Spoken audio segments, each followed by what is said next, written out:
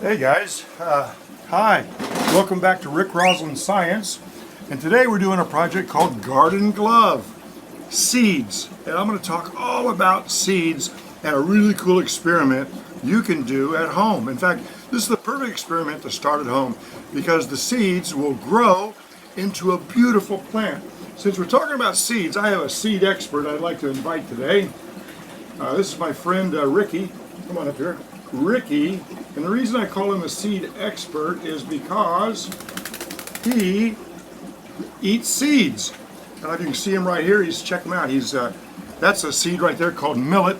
And he's a little camera shy, but he'll start eating some seeds. Let me get him in here a little bit better so you can check him out.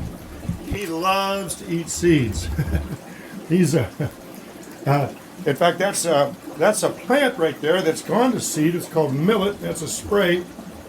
And birds play a very important role in seed dispersal.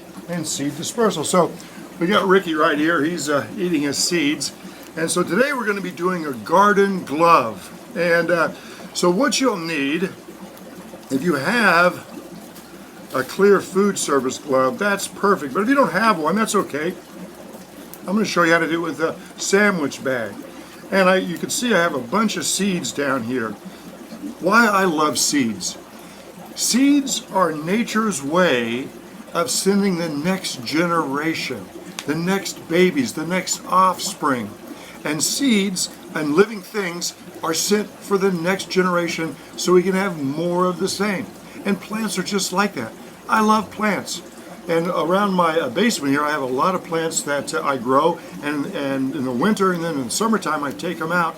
But this is the perfect time of the year for you to go outside and see what nature has in store for all these seeds.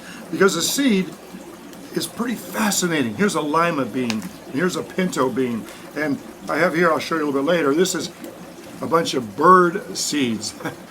And these birds eat these seeds, and they go through the bird, and they pass through their system, and they get the food out of them. And sometimes the seeds are dispersed all across the country so new plants can grow. So if you're a seed, you got two problems. One, winter comes. And in the winter time, if you start to grow, you will freeze, you will die. So a seed has two big problems. How to survive winter is number one. And number two, since seeds grow into plants and plants need sunlight, you don't want to grow underneath your mom or dad. If your mom and dad is a giant plant that takes, that takes all of the sunlight, you don't want to live there in that house. You want to move somewhere else. So seeds have two problems. How do they survive winter? And how do they disperse or move somewhere? And that's where this guy comes in. Birds and other animals help spread seeds. They eat a bunch of seeds, and inside that seed there might be a part that still will grow. The bird flies away, lands on a fence post, goes to the bathroom, that seed falls out and grows along the fence or grows somewhere else. Or the wind will blow the seeds. Seeds have special adaptations, body parts that make them fly, or at least blown through the wind. I know I've been out in my yard collecting a lot of dandelions. And the dandelions, I like to collect them while they're still a flower because they will turn to seeds, and then I'll have millions of dandelions everywhere.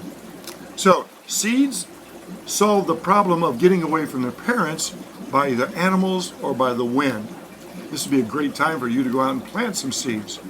Second problem, what do you do when it's November and December and the ground is frozen and it's cold and it's no rain because it's just frozen ice?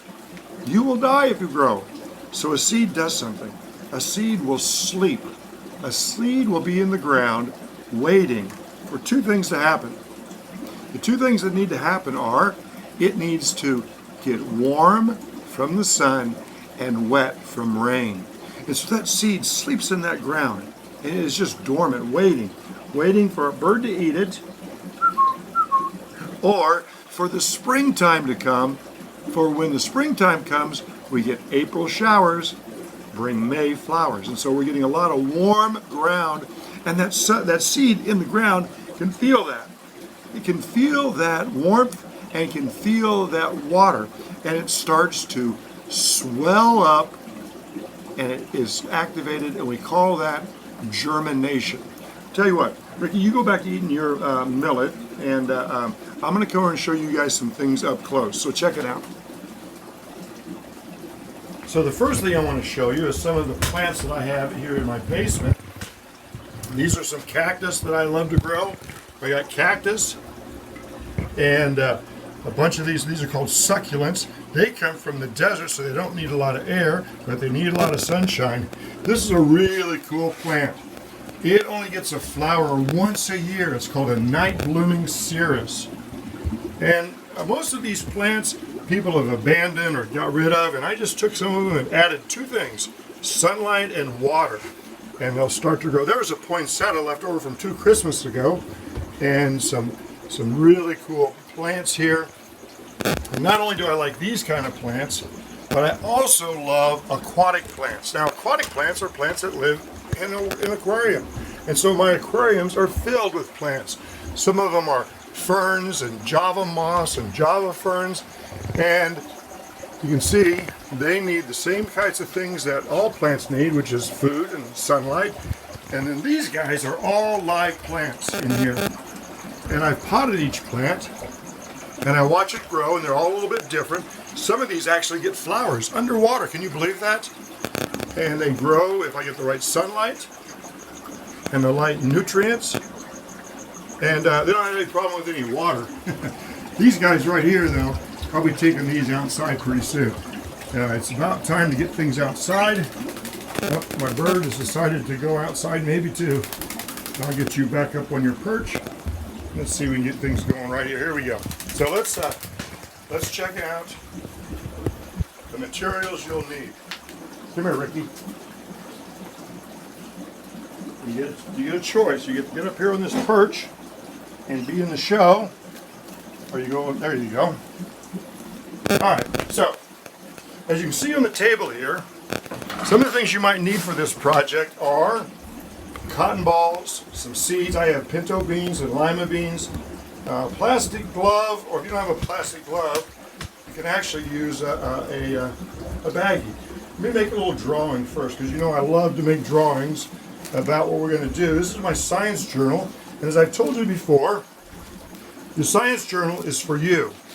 You can write something on the first page. This is kind of my motto: science is for everyone, everywhere, even home. You don't need a classroom. You don't need a teacher. If you're a scientist, what you need is to ask questions, solve problems, and be curious, and make observations. So I always write down questions. I got a new question today: how do seeds survive the winter? I might write that down here in just a second. And every time I do another project, I like to write it down. Fish room, my paper rockets. Ah, here we go. The other day I did one on the layered atmosphere. You can find all of these on my YouTube channel, Rick Crosslin Science, and I do these for MSD Wayne Township. And my kids, when I visit all the classrooms, some of them have done some of these before. All right, let's see what we got going here. Let's see. Let me zoom this in. Here we go. The garden glove. All right, the first thing we're going to take a look at is some seeds. Now, I have here, this is a lima bean. I just got it out of the kitchen. Here is some pinto beans, a pinto bean, a lima bean, and this is kind of cool. I got this out of the bird seed. So this is a bird feeder or bird seed, and you notice birds love seeds. There's millet seeds, there's sunflower seeds, thistle seeds. There's all kind of seeds. In fact, we're just going to do an experiment with these limas and these pintos, but you might go through your kitchen and look for all different types of seeds, rice and beans, and who knows what you'll find in there. Here is our millet, and this is what the bird likes to eat. This is millet, and it's a plant that's gone to seed, and she's pretty happy over there. I guess we ought to just leave her over there as she's keeps eating some of that. Come on, there you go. We'll just let her keep eating right there as we go back to our project right here. Here we go. Okay, so a seed. You can learn a lot more on the internet or in your science book about seeds, like a monocot or a dicot. The seeds we have are dicot. That's a fancy word that, you know, they come in tubes. And a seed kind of looks like this. It's got a, this seed is round, Now, if you look at a seed, it's got a little bump right there. And that's where it was attached inside of the embryo of the flower when a seed developed. Remember, seeds go to the next generation. And in order for them to germinate, and that's a word that we use, to germinate, let me write that word.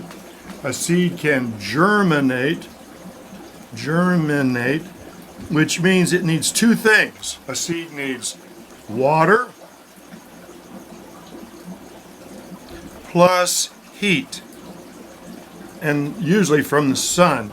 And that happens in the springtime. When a seed gets water and heat, it cracks open or germinates, cracks open. And so I took these seeds yesterday, or about a day ago, and I put them in some water and I put them outside to see what they're going to do. And the first thing I noticed is, you take a look at these, here is this guy right here. So I put it in my hand. It's got a seed coat. And a seed coat is, you can soak these seeds, and a seed coat is like a coat that protects the seed. And that one, there's a seed coat for my lima bean. And if I carefully open it up, you got the two parts, the monocot and the dicot. And I noticed the part I wanted to show you fell off. Here it is right here. So I can find this for you. This is the embryo. And that is actually inside of the seed right there. That is so cool. Believe it or not, that little embryo will turn into a plant. It's got three parts. It's got the three parts. At the very bottom, it's called the radicle, or that turns into the roots. And then in the middle, we have the hypochondal. That's a fancy word. Hypochondal, that is like the stems. And at the very tip is the epicotyl, or the leaves and the shoots. And every seed has that. Let's see if I can get one of these pinto bean seeds. And see, if you look right here, see how it's connected? There's where it was connected inside the flower. And I soaked this in water, and if I can just carefully pull this off, let's see if we can see the seed coat. Oh, here we go. Let me see that. Oh, I know if you've ever eaten pinto beans, you probably have tasted that in your mouth a lot of times going, oh, what is that? Well, that's the seed coat. And this is also a monocot. If I open it up, and you can open these up yourself, and you'll be able to see little bitty embryo right on the side. So if there's an embryo, the rest of the seed is really just the food to get the plant going. It kind of like it jump starts it. It's like, hey, here you go. I'm so glad that my mom and dad, I wasn't just a seed where they go, here's your backpack, here's a little plant to make food, here's some food, and kick you out of the house. Well, that's kind of harsh for seeds, but that's exactly what a seed does. The seed has all the parts inside of it for it to get going all by itself. And so here's the other side. We're going to split that open. There's a seed. Now this part right here, covering it, is called the seed coat. And you can make your same drawing after you take it apart and look at yours. There's a seed coat. And inside of it, at the top, you'll see this kind of a really cool thing coming down like that, a bumpy thing. And maybe another, it's got three parts to it. This part right here, in fact, I might use some markers just to show you these parts a little bit better. It has three parts. The top part up here, okay, that is actually called, I don't want to get fancy on you, but it's the epicotyl. Epicotyl, that's where the leaves are going to grow. Right about there, the leaves, I'll make this a little bit bigger for you. I'm using my iPhone to learn how to do all this just with my phone. And then in the middle right here, we call this the hypocotyledon. And that becomes the connector between the leaves and the shoots, and down here, the radicle, which is the root. Now, in science, I don't want you to take my word for it. I want you to soak some seeds and see if you can actually find these parts. Soak some seeds overnight in some water.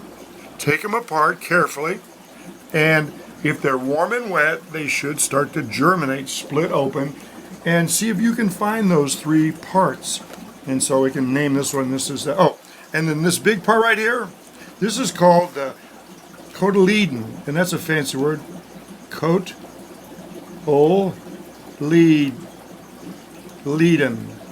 the cotyledon, and that is the food that the baby plant will eat. That's the food the baby plant will eat. And so up here we have the epicotyl, C-O-T-Y-L-E, YL. Don't worry about these fans. You can look these up. Hypocotyl, HY, hypo, cotyl. This part right here. And then this one's easy. This is the radical. For me, it sounds like root, radical, and so that comes into the root. And so every seed like this dicot has these parts to it. But like I said, don't take my word for it. Try it yourself. Let's see how my friend's doing over here. Hey, are you still eating your are you still eating your seeds? Yes. Pretty busy eating all the seeds right there. So let's get started on making our garden glove, okay? So there's a couple ways to do this. I think I'll come over to the other side right here and show you. It might be easier if I do. Let me zoom back out a little bit. Come over here, and hopefully you'll be able to see me. I'm notorious about switching views and being cut off, but hopefully you can still see me. So the first way, we have a garden glove. This is the easiest way to do this. Take a marker, and I like to put your name right here on the thumb. So I'm going to put Rick, and I'm using a permanent marker. So I wrote Rick, and today's date, which is April, let's see, today is 8/2020. Now, just for fun, I like to get a piece of green paper or a green marker, and since I want all you guys to have green thumbs, you can use a green marker and put on here and do the same thing. So if you don't want to put your name on there, you can get a green marker and write on there like I did right here. Okay, and I'm going to write my name again. Hello, Ricky. Are you going to help me? Okay. So today is 4/8/2020, and there's my first step. Now, if you don't have this, I'm going to show you how to do it with a baggie in just a second. Get back over there, and I'm going to label these fingers A, B, C, D. A, B, C, D. I think I'm going to switch back over to the other side because I think Ricky's getting ready to join our investigation. Here we go. A, B, C, D. There we go. Okay, so I used a permanent marker here, I guess, is the best way to look at that. A, B, C, D. So we can keep track of the plants we're going to grow in there, okay? A, B, C, and D. You can do it on the same one right here. Now let's say you don't have one of those garden gloves. So I'm going to use a plastic bag. Let me push this up a little bit so you can see a little bit better. And I'm going to divide this maybe into 4 spots, or 3, there we go. And 3 lines make 4. And what I'm going to hope to do is cut this bag into 4 sections. Let's see what happens if I do this. I'm going to cut the bag into 4 sections. And I'm going to tape those shut so we have 4 little sections. We're trying to find a way to grow 4 plants at once and do a little experiment with them, okay? So here's my 4 sections. I got my tape here. It's a lot easier if you have that, but you know, sometimes we don't have everything we need. So what I'll do is I will tape this like this. Okay, let me turn my lights back on. My lights run a timer here. Here we go. So you can pull that apart, tape it shut like this. Maybe put another piece of tape. You get the idea on this. We're making 4 little sections right here. I won't do all 4 of them now because I don't want to take up too much time, but here is one section. When you open it up, you'll have a nice little section in there. You want to make it waterproof, okay? It's better if you have a glove, but if you don't have a glove, make one. Out of a plastic bag just by taping it closed at the bottom. Or if you really wanted, you could put 1 per bag. If this is too hard for you to do, just use 1 small baggie per plant. But I kind of like making the glove like that. Okay, so there's one section. Let's go back to our regular glove, which I have right here. So the next thing is, we need a place for our seeds to grow. I'm going to move this out of the way. And so a place for our seeds to grow, we're going to put some cotton in each one. Now there's a couple ways to do this. I like to gently blow. I know, boys, I said the word gently blow. I took a cotton ball, tore it in half. I got 4 fingers, and so I want to put 4 cotton balls in here, or at least 4 half. And then the fun part comes, can you push them in? Now I can use my fingers, but you guys have better fingers than I do, so your fingers are probably smaller. I want to push one down here like that, and one down here like that. And the idea is not to tear a hole in it. All right, so here we go. See how you gently push them down? I might give a little bit of air. And when I do this in the classroom, there's always somebody, I hate to say it, usually a boy, that pops their glove, but you pop yours at home, that's your deal. So I have A, B, C, and D. Now to make this experiment kind of fun, I thought we might try something a little more interesting. So we're going to take 2 pinto beans and 2 lima beans. Now you can use any kind you want, but I'm going to use 2 of these. So I'm going to have a control and an experimental. And I'm going to do it twice. So I don't care which one you do, but let's see. I'll put the lima beans down in A and B. There we go. And I'm going to put the pinto beans down in C and D. Now, if everything goes right, like nature's supposed to, you're going to have 4 beautiful plants that you can replant in a bigger pot or outside and have lima beans and pinto beans come summertime. Now, we're not quite done. So remember I said I want to do an experiment with this? So right now, we can see which grows better, lima beans or pinto beans. But I'm going to add one more thing. If you have this, I have here, this is called plant fertilizer. This is food for plants. And these little pellets. Now I'm not going to put this in all of them because I wonder, does plant fertilizer help plants? So I'm going to put 5 pellets in A and 5 pellets in C. That way we'll be able to compare, does a lima bean grow better with fertilizer or not? We'll be able to actually compare that by measuring. So now I got to get 5 of these in A. So here we go. See how I'm pushing them gently over there like that? 1, 2, 3, 4, 5 in A. Now I'm not going to put any in B because B is going to be the lima without any, and 5 in C. Okay. I have a longer version of this.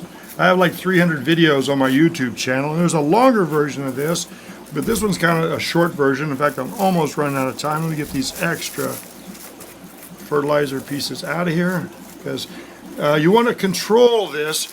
When I say a control scientist, when you do an investigation, you want to have an experiment and a control. An experiment and a control.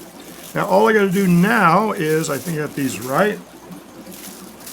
There we go. So you notice I have fertilizer in A and in C, but not in B and D. Got to add one more thing, some water. So I got some water here. Now, when I've done this in the past with the kids, you want to give the plant just enough water, but not too much. You don't want to drown these seeds. So I'm going to add some water. You can see this. I'm adding water with a little eyedropper or pipette. Or you don't have that, you can spill some water down in there. But I want to get the cotton wet. I want to get the cotton wet without soaking the plants, because these plants, if they get too much water and not enough sunlight, that's a problem also. All right, that looks pretty good. I can see the water in there, and they're going to have to learn exactly how much or how little to do. Now we have 2 more things to do before we put these somewhere. Now I like to put these up in the window. In fact, here, let me show you. I got my window right here in my fish room. I'm going to put, there's a nice window that catches a lot of sun. This is early morning sun, so I might I might have to change this window. Let's see. Put this, take my bag, and right up here, hang these on the window. I got a little piece of tape here. I'll probably move this to a better window, but all you gotta do is tape this on the window, spread it out a little bit, maybe another piece of tape. And then each day you could observe these, make observations, write it down in your science journal. Let's see here, we can see this guy. Here we go. All right. And so they'll get its sunlight, they'll get warmth, they'll have everything they need. There's one more thing I want to add before I say goodbye. And remember, to do science, you should be keeping your journal. And so let's go back to this page. I want you to make one more drawing to go with this. Here we go. And here's a drawing I want you to make. You can, so we have this coming down. Here's our thumb. And then here's that one finger. Second finger. Okay, there's our glove, right? All right, so there's our glove, and this is A, B, C, and D. And we put some cotton in there. There's our cotton. And here we put a lima, and that's the lima control. And now we put a lima experimental, because that's experiment because we added fertilizer.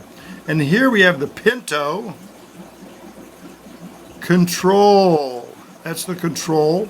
That's the control.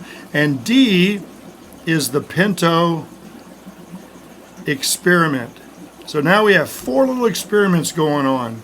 Pinto beans, lima bean, fertilizer on B, and fertilizer on C. And then what you guys can do is make yourself a nice little graph right here and put days on this side right here. I'm sorry, let's put days down here. Each day you could test these, and then here you can have the height, how many centimeters tall. And I don't know, maybe they'll grow bigger, smaller, I don't know. That's what you're going to have to find out. And so you set that up, and every couple days, check it out, see how it's going. Let me say, this has been the Garden Glove Project. Let's see. Hey, are you done eating? Are you done eating your seeds? Hey, come here, come here. There we go. So we got some seed experts. I want you guys to be a seed expert. And my friend, I guess he saw those seeds down there. He's going to eat his own. I'll see you next time. Good luck with your garden glove. If you have questions, ask your Wayne Township teacher to contact me, or you can find me at Rick Crosslin, Wayne Township. Talk to you later. Thanks.